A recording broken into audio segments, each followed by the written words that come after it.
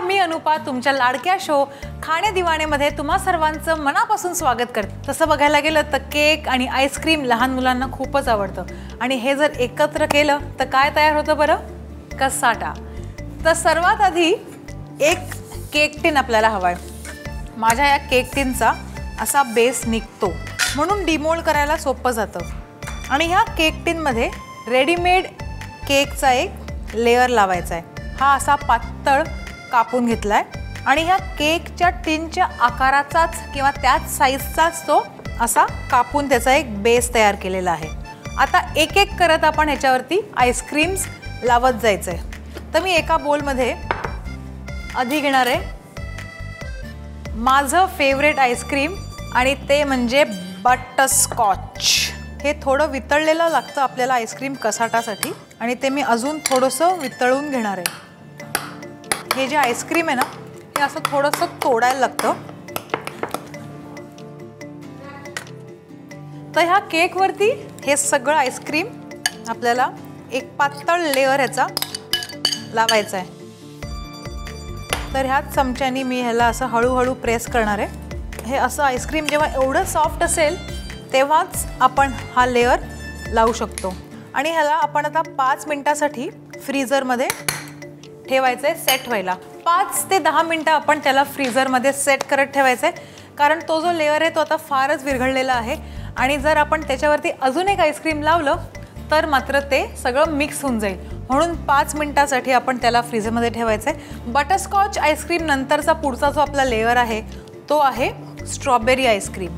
तर परत तसंच करायचं आहे आपल्याला। हे स्ट्रॉबेरी आईस्क्रीम बेसिकली आपल्याला ना 3 वेगवेगळ्या रंगाच्या आईस्क्रीम्स घ्यायचे आहेत म्हणून पिवळं बटरस्कॉच, गुलाबी स्ट्रॉबेरी आणि पांढरं म्हणून व्हॅनिला।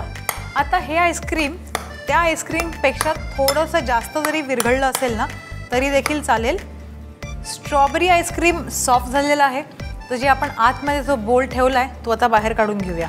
तर परत सेम प्रोसिजर पण आता मात्र अगदी अलगद हाताने आपण ह्याला स्प्रेड करायचं आहे। म्हणजे कसं ते पहा, अगदी हळूहळू प्रेमाने असं फिरवायचं आहे। खालचा लेयर तसाच्या तसाच राहिला आहे, त्याच्यावरती हा गुलाबी लेयर देखील झालेला आहे।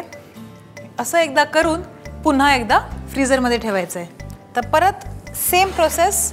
व्हॅनिला थोडंसं कडक आहे, परत आपण त्याला तसंच विरघळून घ्यायचं आहे।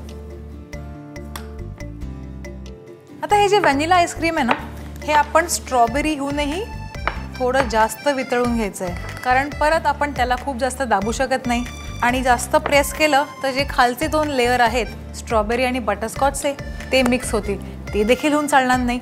म्हणून परत अलगद हाताने त्याला आपण मिक्स करायचं आहे। आता हे झालंय मिक्स। आता तो फ्रीजरमधला बोल काढते आणि त्याच्यावरती एक मस्त ह्याचा लेयर लावूया आणि परत पुन्हा एकदा अलगद हाताने ह्याला असं स्प्रेड करून घ्या। ओके, आपले 3 लेयर आईस्क्रीमचे लावलेले आहेत एकमेकांवर एक। आता काय करायचं आहे? खायला तयार नाही। आता ह्याला 2 तासासाठी फ्रीजरमध्ये आपण ठेवून द्यायचं आहे आणि त्याच्यावरती हे थोडेसे चॉकलेटचे तुकडे, काजू, बदाम आणि पिस्ता।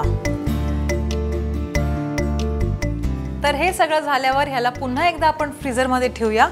मस्त सेट झाल्यावर ह्याचे तुकडे आपण कापून घ्यायचे। माझ्याकडे ऑलरेडी एक कसाटा सेट करून मी ठेवलेला आहे, ते आता आपण डिमोल्ड करूया। कसाटा तयार आहे। हे पहा, तुम्हाला सगळे लेयर्स किती छानपैकी दिसत आहेत ते। आपला हा कसाटा तयार आहे।